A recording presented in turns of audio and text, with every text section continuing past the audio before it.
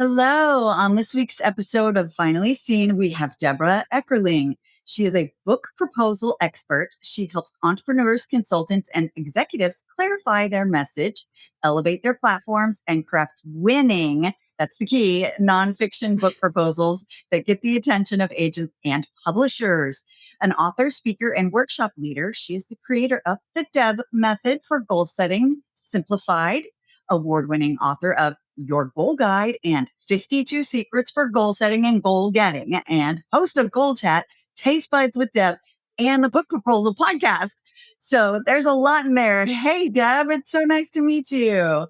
Well, see you. Oh, I am so excited to chat today. Thank you so much for having me. That is a mouthful. You have done so many things over your career. I mean, you've been in it a long time, but let's talk about, you were an author first, and then you discovered, this book proposal thing, that might be my wheelhouse. How did that happen? I started as a goal setting expert. Okay. And I went from there to author to book proposal expert. So Okay. I have been leading goal groups for years. And for me, that was, what did you accomplish? What are you working on? How can we support you? What are your goals for next time? So you're like an OD. Exactly. It was way before masterminds were a thing. I was leading these monthly goal groups that started back when I lived in the Chicago suburbs and was doing this group, Barnes & Noble. Fast forward, Wow. I moved to LA. I restarted the groups, and it originally was a writer support group, became a group for writers, creatives, and entrepreneurs. And a virtual version of that exists now as Goal Chat Online, but that's a way different tangent. Anyway, I was leading these groups and people would be like, you're good at this. I've been trying to write my book for years. Can you help me? And we got it done in like 3 months. Or you're good at this. Will you speak at my event? So that's when, and my work background was communication, project management. So it was so Deb wheelhouse, right? And so I started leading workshops and really leaning into this while doing the other work. And in 2018, my main communication client was going away. And my mom said to me, well, Deb, you hate SMART goals. Why don't you create Deb goals? So I used it as an opportunity to really lean into goal Deb, for lack of a better word. And that's when I created the Deb Method. And I was all set to self-publish the Deb Method as an ebook. And I had previously self-published 2 books because I had been working with authors and I didn't want to be do as I say, not as I do. I wanted to have that experience. So with the rebrand, I was planning to release this book. In the meantime, I met an agent, and I really love this story. So one of the women in real life group always had a goal to do more networking. And she ended up at an event where she and the man who became my agent were sitting next to each other. They were the only person each other met at the event. She's telling him about me and my group, my events, whatever. We have a call. It turned out we met like 5-6 years before when I heard him speak. And he's like, I know your name too. And I'm like, yeah, because I speak about goals. And he said, what is your goal for the book? And I said, to be the first person people think of when they hear the word goal. And he's like, great, send me your book proposal. Let's get it out mainstream. So I wrote a book proposal, and he sent it out twice. This was 2018. By the end of the year, my publisher showed interest in what went out as the Deb Method turned into your goal guide, a roadmap for setting, planning, and achieving your goals. She's like, I love it. Do you mind if we change the name? I'm like, no, of course you're going to. She's like, we want to put goal in the title. And then she's like, well, we need to theme it up. And if you're looking at goal themes, you've got 2, fitness and a road trip. I cannot pull off fitness. Well, maybe now I could. Definitely couldn't. Nah. Anyway, so it became this road trip theme. The first third of the book is Deb Method. Second part is strategies for success, and then worksheets, resources, etc. And we went back and forth until we landed on something that got the yes. we're going to fast forward again. 2023, I said to my publisher, isn't it time we do another book together? And she said yes, and we brainstormed. And the book that came out of our conversations was 52 Secrets for Goal Setting and Goal Getting. And after I sent her the book proposal, she said, this is better than ones that I see people spend months and years on. I can't believe you wrote it in 2 weeks. Is this part of your business? And I said, it's the Deb's secret menu. Should it stop being a secret? Yes, people need this. So this was almost 2 years ago. So over the last 2 years, I kind of, I won't even say pivot. I've just flipped my business. So now instead of saying I'm a goal strategist and author who helps people on projects, including books and book proposals, I am the book proposal expert who is an author of traditionally published books. I used to say author books on goals, but the book I've got coming out in the fall is not on goals. So I'm still getting used to saying that. So it was basically my goal love, my ability to see things in this linear and creative way simultaneously really drew me to this whole book proposal process. And I will say one more thing, and then I will let you chime in. Is the other thing that I noticed. So over the last 2 years, I was doing this evolution. But over the summer, and this was in August, because I clearly remember August is quiet, and I was looking around, and I'm like, no one does just book proposals. There are people in publishing that do editing, developmental editing, and all this. And there are even people who do things that are not even at all related to publishing who say they do book proposal, but no one really leaning into this. So I started a book proposal Substack. I started the book proposal podcast. And then in October, I launched the bookproposalexpert.com. So that was like the final phase of me coming into this, which, like I said, it's so much fun for me. But to find this niche that no one is doing, and the fact that I know how to speak consultant and expert, in addition to being able to speak author, since I've played in all the different playgrounds, I just love it. I have so much fun. That's incredible. That is awesome. And I'm glad you pointed out that it's traditional publishing because, I get a lot of people who come to me and, they're toying back and forth. Do I go traditional or do I go, hybrid, or do I just completely self-publish? I know when you and I were talking, I think it was last week, you said that you just love the traditional route. So I'd love to hear more about why you love the traditional route. Well, and I am so unapologetic about this. But I will say that even if you decide to do self or hybrid, you need a book proposal because the document itself is going to give you clarity and focus. It's going to keep you organized and on track. And like I said, I self-published my first 2 books, and they were both ebooks. One was on writing prompts for kids of all ages because I'm sure you get this. So I was doing these goal groups, and a woman said, "Oh, my daughter's not getting enough creative writing at school. Will you coach her?" And I'm like, "Okay, great. Now I need a website for it." So I started putting up these writing prompts. So when I decided I wanted to do my first book, I had this content. Yeah. And it still took 9 months after I decided that that's what I was going to create, and I had the content to self-publish the ebook. The second one, Write on Blogging, 51 Tips to Create, Write, and Promote Your Blog. I was trying to do more speaking on blogging and that whole intersection of thought leadership and using your voice. It was a blogging book. It was fine because there were live links. It did not make sense for me, for my goals. To do anything other than self-publish. And again, I was planning to self-publish the third one. And these words from my agent really changed my entire way of thinking. He says, self-publish is self. Your audience is limited to just the people you know. Your ability to do the things is limited to who is out there who can help you. And we can even rewind to, 2003, 2004, 2005, when Vanity Press started being a thing. Yeah. Oh, the tools are here. We can publish. Great.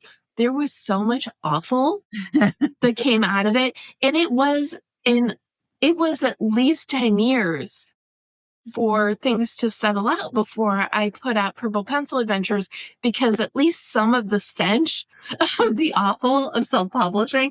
And now we're in an entire new era, because now you've got self and a hybrid and traditional. And a hybrid is basically a one-stop shop for getting your book published. If you're self-publishing, it still needs to be professional, but you're doing extra work because you're putting the resources together. So if you're going to go that route, which again, I will get to why I love traditional in a second, but if you're going to go that route, go a hybrid, but get recommendations, make sure they're legit, and also make sure you've got a reason for doing it. Is it just for business development? Is there something very time sensitive? Those are really the only two reasons, I think. And I could actually give you arguments against both of them anyway. But if I've got a friend who I've been trying for years to get her to go traditional. It's like, Deb, my books are how I get clients. Okay, this has worked for her. But that's her business blueprint. But it is not the same thing as publishing traditionally.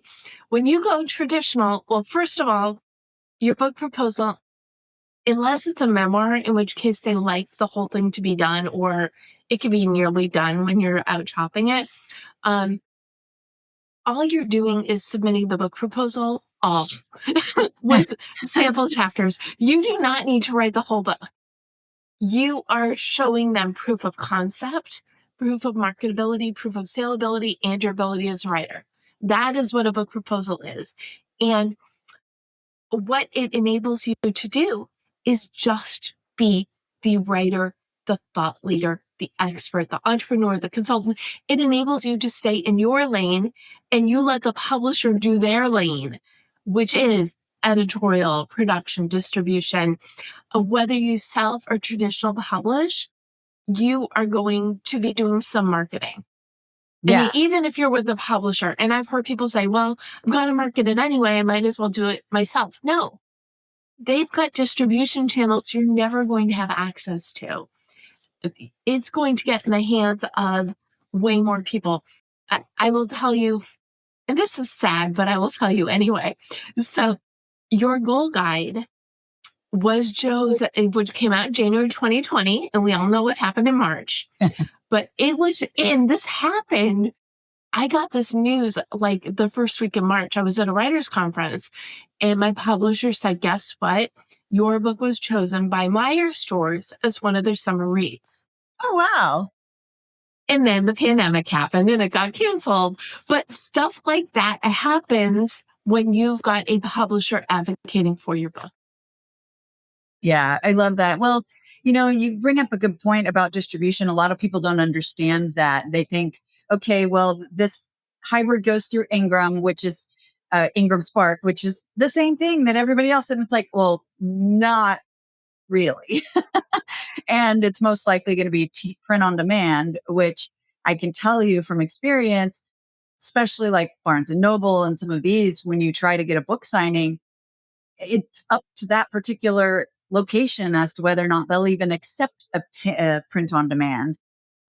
We've run into that ourselves with somebody who had a hybrid option. It was a print on demand, and it just didn't work. It was a lot harder.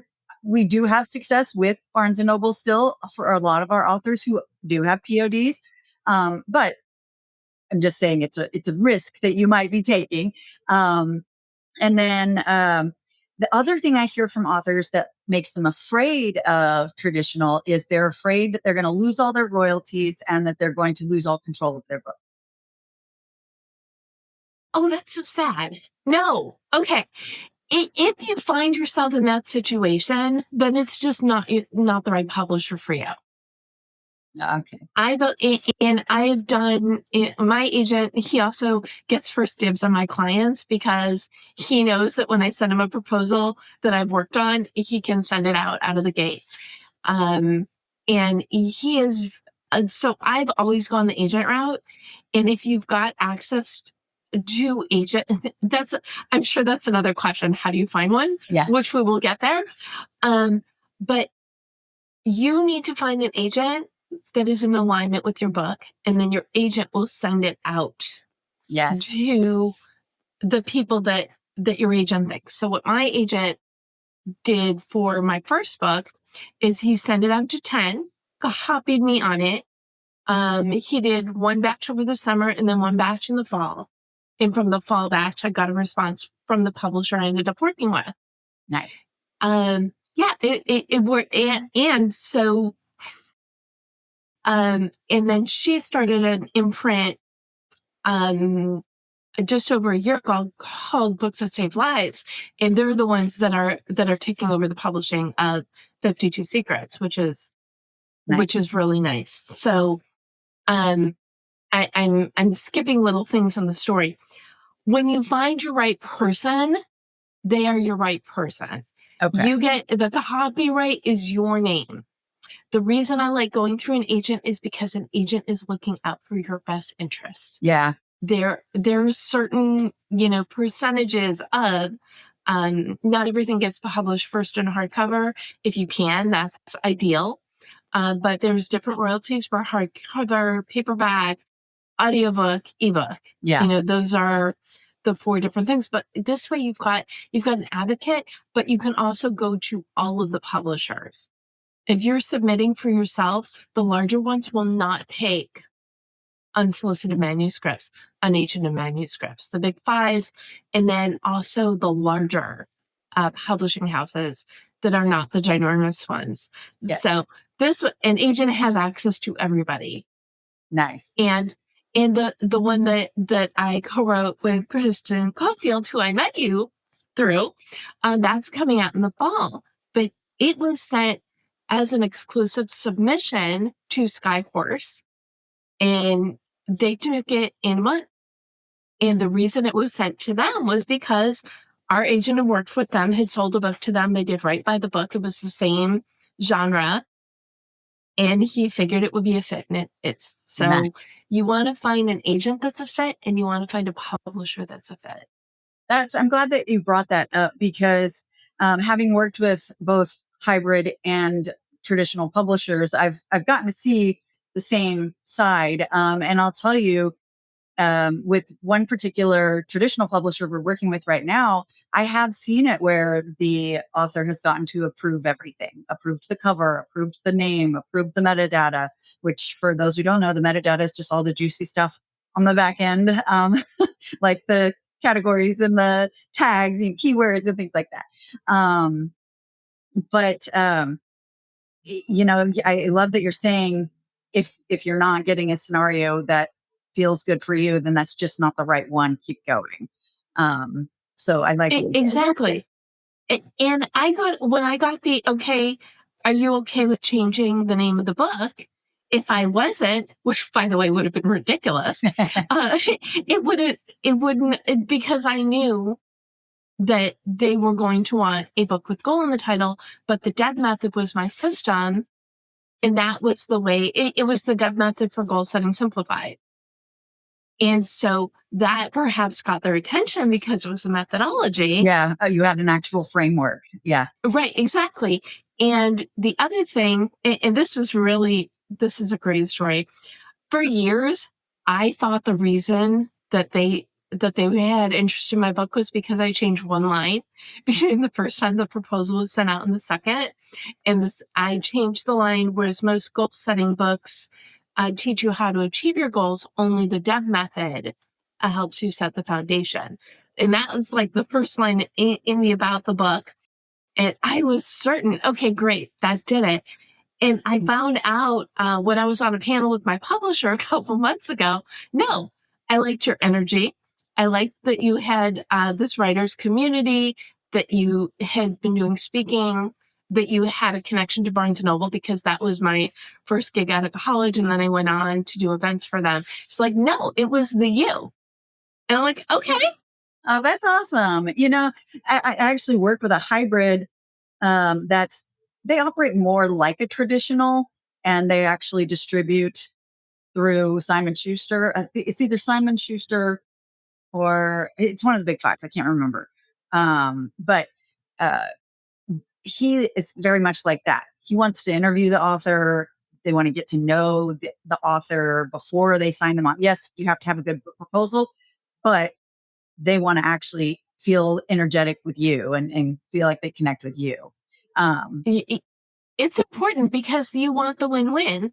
And like I said, with Active Grandparenting 101, the book that it's Kristen coming out. Cunfield, Yeah. that I wrote with Kristen. Well, I say I wrote with Kristen Cunfield, but she is the pioneer of active grandparenting. And we worked on the book together. They took it as is, no notes. Oh, wow. That's incredible. And I was like, okay, great. Yes. Okay. Wow. All right. Right. And the only note that I had from 52 Secrets is it was sent out was the title. It That's was sent out amazing. as 101. And the title was different. And they're like, no, it needs to be goals in the title. And we want it to be 52. That was the only note I got on that one. That's awesome. Your goal guide was, okay, Deb, we need to theme it up. And, in hindsight, that probably also contributed to my love of the book proposal because I got that great hands-on experience developing it based on an idea, a methodology that I felt very passionate about. And I will say the biggest reason I love traditional publishing is you put so much time and energy and effort into your book, into your thought leadership. It needs to get out to as many people as humanly possible. And traditional publishing does that for you. Now, something that I hear authors say all the time is that they are going to get traditionally published because they don't want to do any of their own marketing or PR. And I can tell you that the traditional publishers we've worked with, if you're famous, they'll do some for you. But if you're not, at least the ones I've worked with, they're requiring, like, they'll match your action, like your activity level. If you're putting stuff into it, then they'll help you as well. But marketing is a partnership. And in a book proposal, so there are 3 sections. So the first one is the concept. What is a book? What makes it unique? Why you are the best and only person who can write it? And why are people going to buy it? Why do they need to read it? So that's your concept, right? And then your context is the marketing and the promotion. It's your author bio, your platform, your ideas for marketing, audience research, your comp titles. So this is your proof that people are going to buy it. And then the third part is the content. So you do the table of contents, detailed outline, and sample chapters. So that middle section, you're proving that you're in it with them. Yeah. I love that. I love that you're pointing it out. And, you're saying you've got this like flow for for your proposals. What about those people who are thinking, oh, I'll just have ChatGPT write it for me? Oh my goodness. I hate this question. No. It is my understanding that the publishing contracts now have a line where you have to sign that this material is yours and not done through AI. I would imagine. So, yes.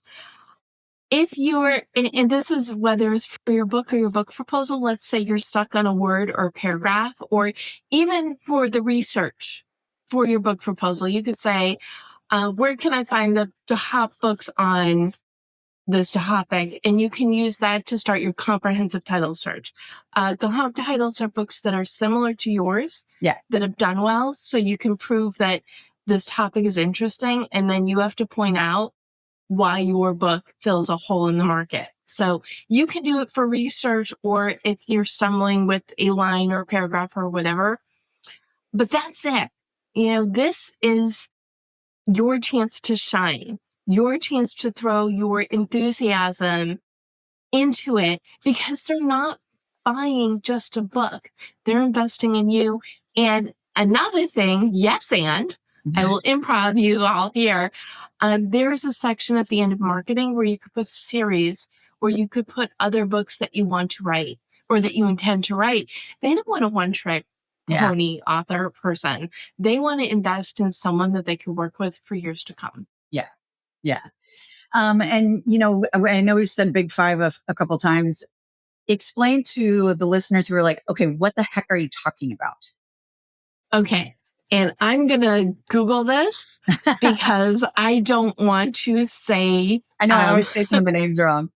Right, exactly. I can never spell Simon and Schuster. I still have to look it up every time for some reason. Okay. And so these are the top 5 publishing companies, and they do all have imprints within them that are very specific. We'll talk about that too. Yes. So there's Penguin Random House, which used to be Penguin and Random House, and they merged.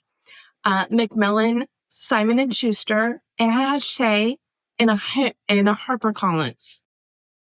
Nice. So those are the big 5, and they've got, I couldn't even tell you how many they have imprints they have within, but they are the ones that most people know, right? Yeah. That are big titles. But there are so many other publishing houses. There are independent publishing companies like Books That Save Lives that are doing 52 Secrets for Goal Setting and Goal Getting now. Sky Horse Publishing that's releasing Active Grandparenting 101.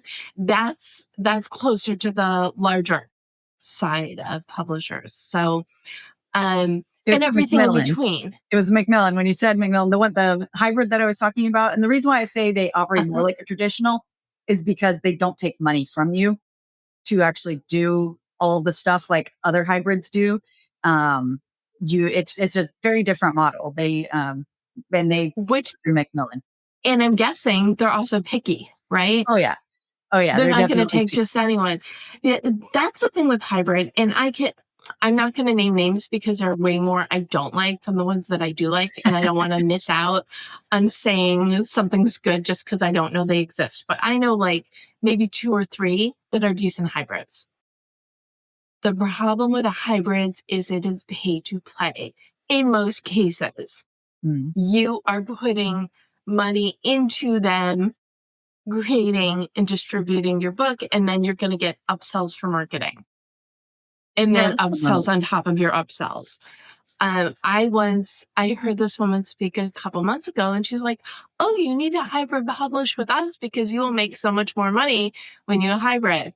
Well, when you take out the costs, all the money that you've spent with them, unless you are a unicorn, you're not going to recoup that. Yeah. Yeah. You do not. I have seen some recoup when they have good marketing in place and when they have their PR in place. But that's one reason why we tell people your book needs to be part of your ecosystem, not just a sole product by itself, Right. Well, most people, you're not writing the book to make money. It's nice. Yeah. It's really nice when you get a check that's, oh, I sold this many books. That's nice. But that's not why we do it. We do it to get our impact out there, to get our voice, to get our experience, to get our expertise. And again, you're spending all this energy writing your book. Why wouldn't you want to get it in front of as many people as possible? Yeah. I like my book, I want to have one come out probably 2027.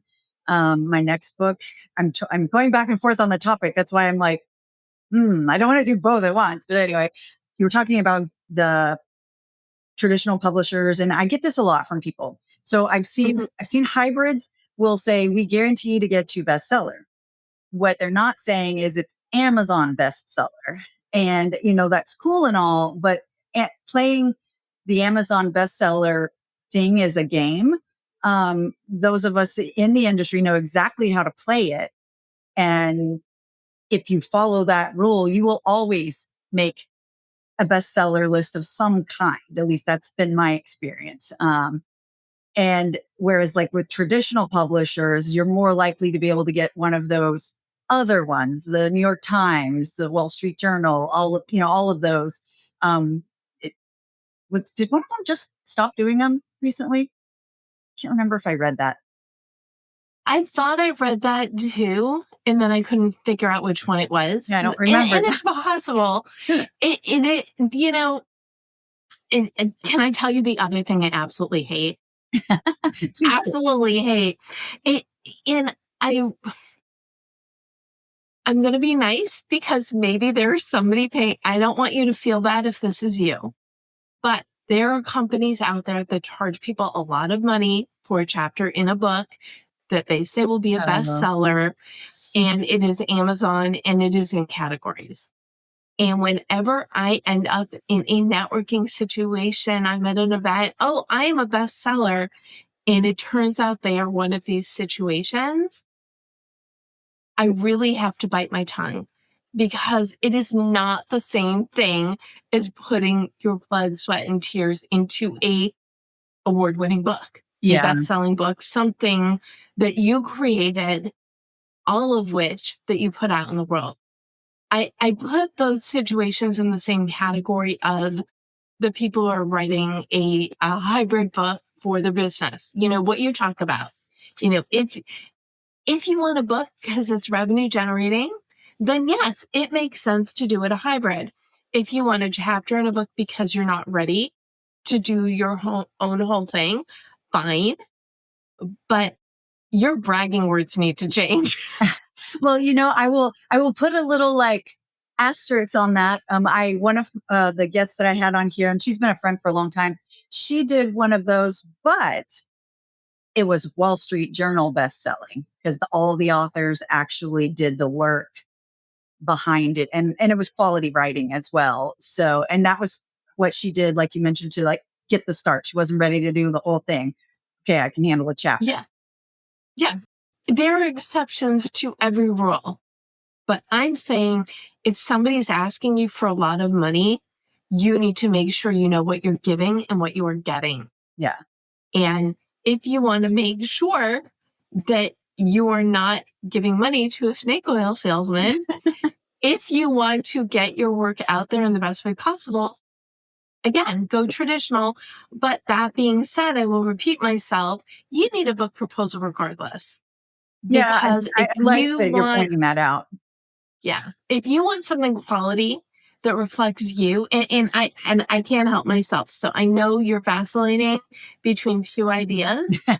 You can actually write the context section of your book first with just a few different holes because I'm guessing the audience is going to be the same, if not similar for both. Probably. The comp titles are going to be different and maybe some of the marketing will be different, but you can start compiling that and do a little research and then maybe see if that'll help you figure out which route to go in. Interesting. Yeah. I have the title for one already. But I don't know. And I will say too, for our traditional publisher or our hybrid publishers who are listening, the ones we work with are legit. That's why I tell people, Of if you're going to course. publish, please come to me so that I can make sure you point in the right, you're pointed in the right direction. Because I've had authors come to us with contracts that they signed with hybrids that I've never heard of. I can't tell you how many times the book launch did not go well. It's because either the publisher dropped the ball on something. One time they published with a whole bunch of errors in a book, and we had to have them pull it down. And yeah, so please make sure that you run your choices by somebody who knows what they're doing. Yes. And I will say, I had a self-publishing success story. And this was a friend of mine. She was so proud. She wanted to write just a novella type book. But her idea was half baked, and we baked it the rest of the way together. And she ended up she was a marketer. This was for her client development, but the product that she ended up with was a lot better than the one she started out with. And so she was it wasn't even a very long book, but she wanted to have it. She had it in her mind. This was a project she wanted to do. Great. Wonderful. Worked out. I had another client whose genre was memoir plus, which is memoir, and then you also give advice and action items, whatever, within it.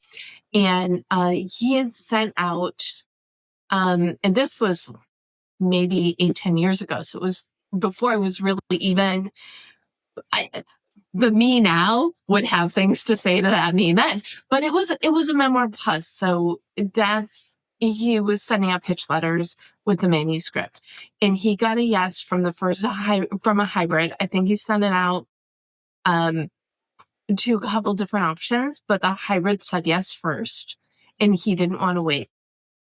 And they messed up his book. Oh. And the editor introduced errors. It was one of those situations.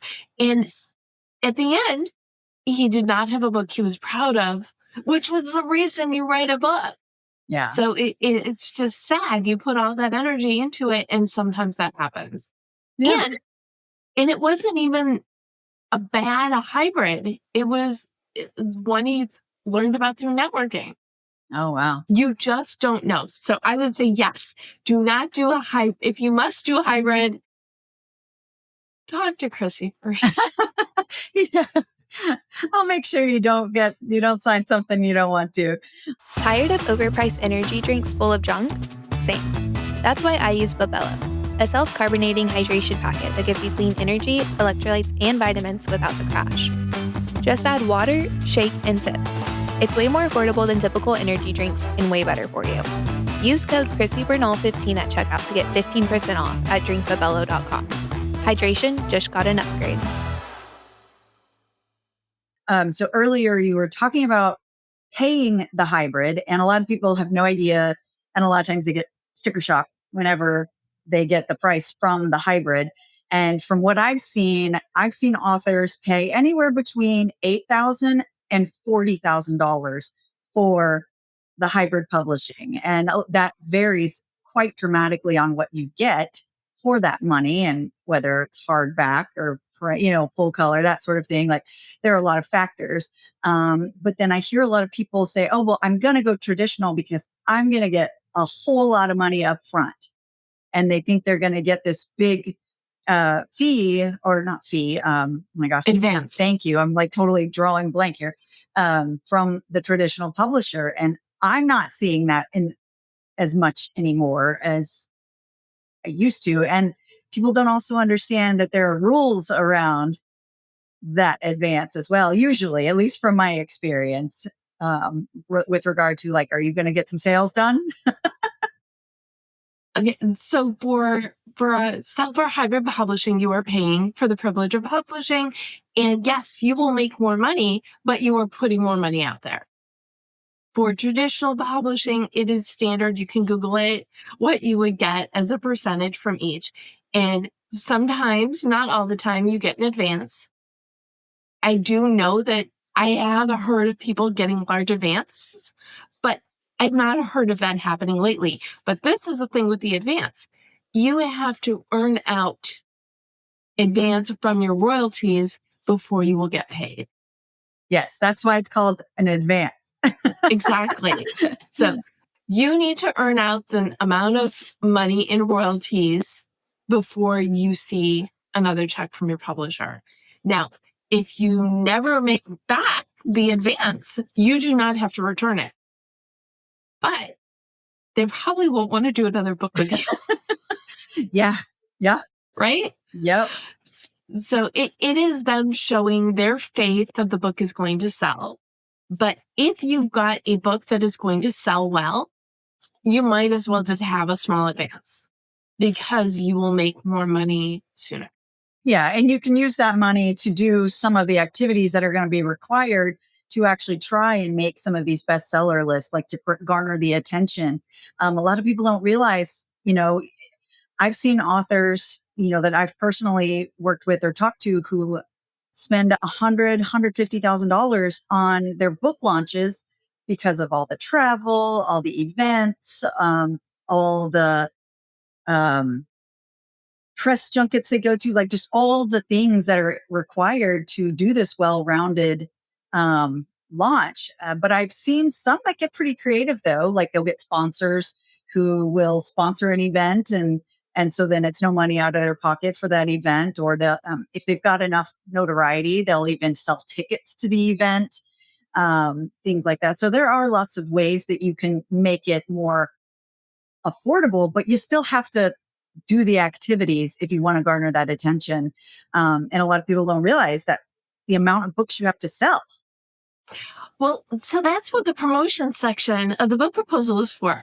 I mean, to get creative, to have a little bit of fun. And I think because we're living in this age where social media is, well, I've only published books in the last 10 years when social media was a thing anyhow. But it's a different day and age now. There are different ways to get your books out there. If you know influencers in your area, Yeah. you're going to put that in the book proposal because that is going to be something that they're going to take notice. Yeah. Right? So you want to put any and all of your creative ideas in there. You're not necessarily going to do all of them, but why not have fun with the different ideas of things you can create, and maybe the publisher will help you make it happen. I do want to go back to, people, they're spending a lot of money even when they're publishing traditional. I believe if you're publishing traditional, this is what you need to spend money on. Me, obviously, if you want a book proposal, and for book proposals that for nonfiction, I should mention that. Fiction is a query. Usually it's a query with the synopsis, unless you are doing a submission, they know it's coming, in which case it's a longer query with your manuscript. We're not talking about that. We're talking about nonfiction books. So to help you write a proposal that's going to get you a book deal, or interest from an agent who gets you a book deal, right? You may want to spend money on an editor to go through your manuscript. This is fiction or non, just so someone's eyes that aren't yours look at it. Maybe you need a developmental editor. Maybe, they're all different things in creating your manuscript that you may need support on. That's why I love My Lane. My Lane is, we're going to write you a book proposal. And yes, it includes the sample chapters, the detailed outline, but it really is the essence of the art and the craft. Beyond that, you may want to hire a PR person. I concur. I mean, for real. Exactly, because there's just so much you can do. And so you put a line at the beginning of the promotions, the author is planning to hire, or the author already has XYZ PR firm they're working with to raise their visibility in anticipation of the book launch and throughout the book launch, and to support throughout the book launch. Here are some additional promotions the author will develop. And then you do your fun little list. So like I said, you're investing in sending out the best possible product, whether it's your proposal or the manuscript or both. Yeah. And you're investing in PR. That's it. Yeah. And marketing. Someone's going to have to do the marketing. But a lot of times those go hand in hand. Oh, yes. PR and marketing. I should have merged them, but that's it. Yeah. Boy, you're just going to spend this amount on PR and marketing strategy. I mean, some of the stuff you can do yourself, some you might want some support on. It really depends on yourself. But I think if you're going to spend money on your book, spend it on someone to even maybe raise your visibility before you send out the book proposal. This is something you can do in tandem while you're working on the book proposal, is amping up your visibility. Yeah. So to make you more attractive to a publisher. Yeah, 100%. I say that all the time, that if you're going to, think of putting out a book in 2027, go ahead and start now on increasing your authority signal and your visibility so that more people know who you are. Because, yes, I say it all the time. Yes, it's who you know, but really it's who knows you that matters. Exactly. So yes, so basically I'm saying spend money on me, spend money on Chrissy, don't spend money on anything else. No, but my point being, yes, I realize that is what I said, but the point being is you want to invest in the product. Yeah. You don't want to, that is where your, gosh, I hate zone of genius because I feel like it's overused. I know, but what else do we use? But that's what it is, right? You are investing in what you have to say, the way that you're going to say it, your positioning so you are unique, that you are filling a hole in the marketplace. And then let the publisher do everything else. That is their job. And I will say with all of my books, there's been open lines of communication. You know, they didn't even put up the book description and author bios until they got the approval from us on the last one. Nice. They want a win-win. When you find the right one, yeah. If you when you found one find that the right doesn't, one, go away. yeah, exactly. And I had a client who my agent ended up signing, but before she got the yes from him, she got a rejection from a different agent. And the agent said, you do not have a big enough social following.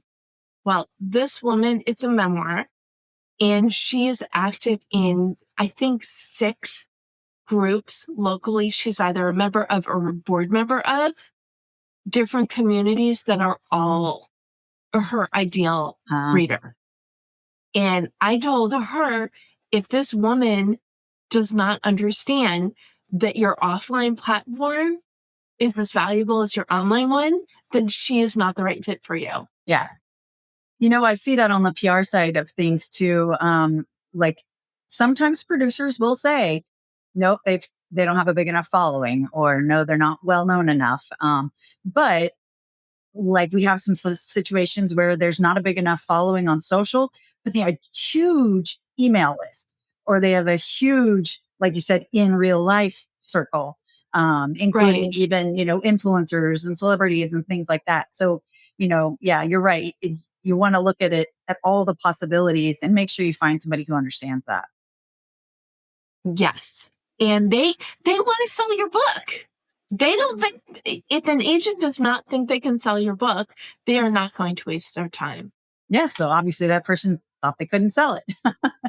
Well, exactly. Well, and this is the other thing that I want your audience to understand. This is how the submission process works for nonfiction books. So you write a proposal, you send it to an agent, the agent sends it to a publisher, and then that acquisitions editor needs to sell it to their team, to their editorial board.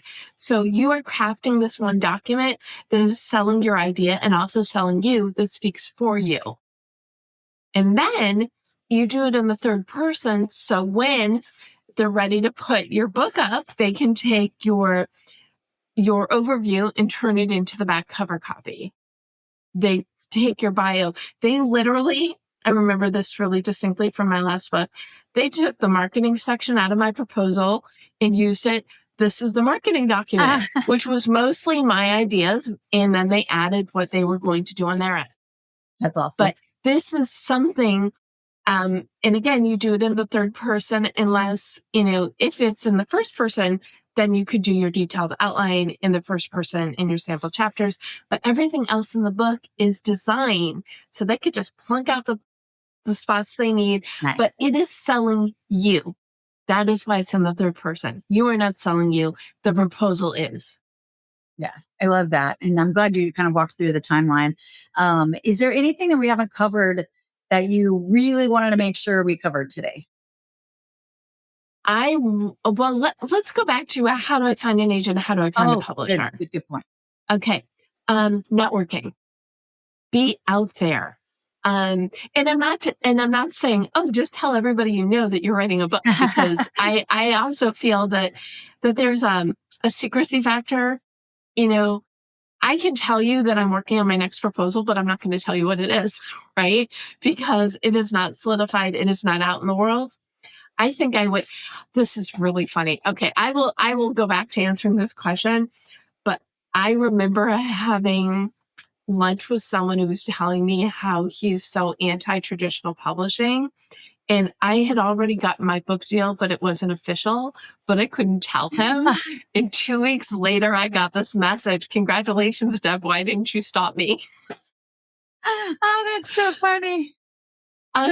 Yes, so certain things you want to wait. I call it, at the risk of sidetracking again, I have this thing in my goal brain. I call it having a giggle project. So when you are working on a book, even if it's at these early stages, or even if you don't even know what book you're writing, but you know you want to write one. But again, any project, having something like that you're working toward, that gives you a hope.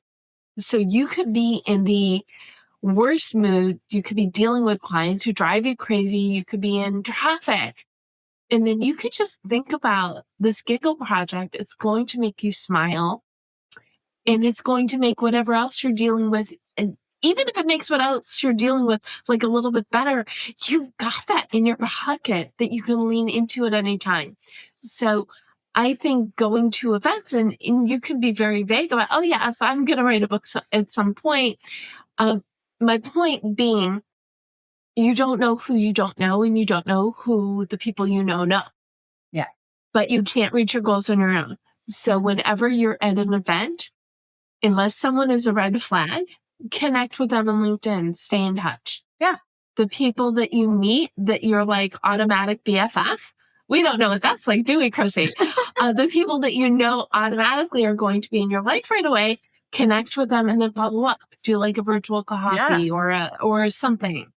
And then you're going to find the people in between. There are people you like, you don't know. Friend them off. If someone's a red flag, don't. Or if they turn into a red flag, get rid of them. But you might be looking at agents.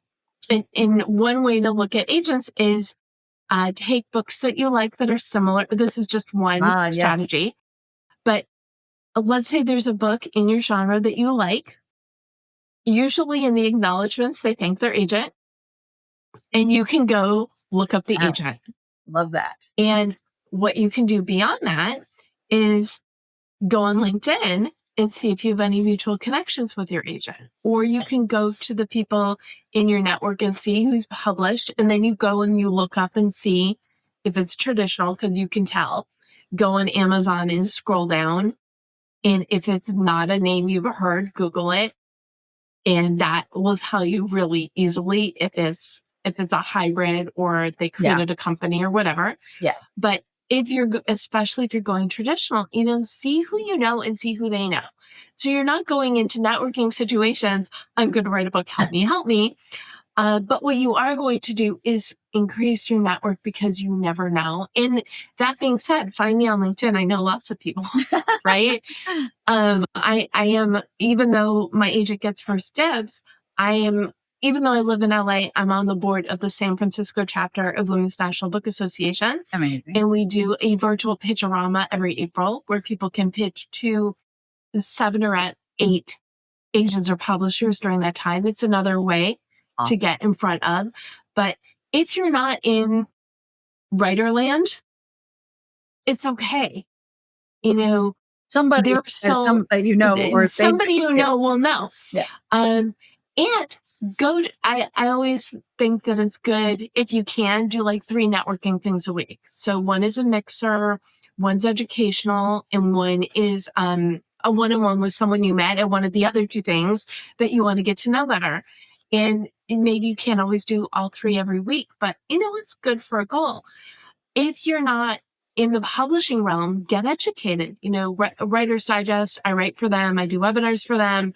They do a lot of, listen, my podcast. So I started Book Proposal Podcast because after I found this hole that I was very eager to fill, because it is so my thing. I said, I'm going to start a Substack what am I going to put on there? Well, I'm going to answer frequently asked questions. Well, as long as I'm doing that, I might as well make it a podcast. So if you have a question on book proposals, you can email me, Deb, at thebookproposalexpert.com. You might see your answer. If you go to thebookproposalexpert.com, you can also get access to other interviews I've done, my Writer's Digest articles, for more, to get a better understanding of, okay, what am I getting myself into? But I think networking, educational experiences are also great for networking. Yeah. Networking experiences are always great for networking. But when you're going into them, don't think, oh, I'm going to meet people and they're going to tell me things. Think, I'm going to meet people that I'm going to develop a relationship with, and we'll see where it goes. Exactly. That is how you find your people. And again, if you're not familiar with publishing, get familiar. Find out what you don't know. Or like I said, just ask me and I'm happy to help.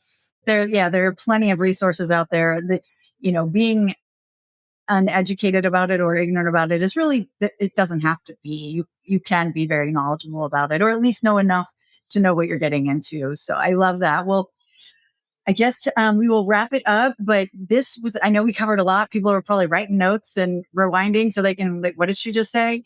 I will have the transcript available for people. That way it's easier for them. But thank you so much for being my guest, Debra and Deb, and sharing your wisdom. There were lots of nuggets there. So I'm sure there were probably light bulbs going off, bing, bing, bing, for people going, oh my gosh. So thank you very much. Well, thank you so much for having me here. I clearly I love this topic, and I want to leave your audience with one thought. If you've been thinking about writing a book for a while, and then you keep thinking about it, one day it's going to be undeniable. This is something you need to do, and the best gift you can give to yourself is to do it right, which is make a plan, no matter how you choose to publish, and get your ideas out in the world so the people who need to hear them, read them, can find you. I love that. Yes, you're right. Because even if you think, oh, my story is not unique, or my idea is not unique, or it's been told before, it hasn't been told by you.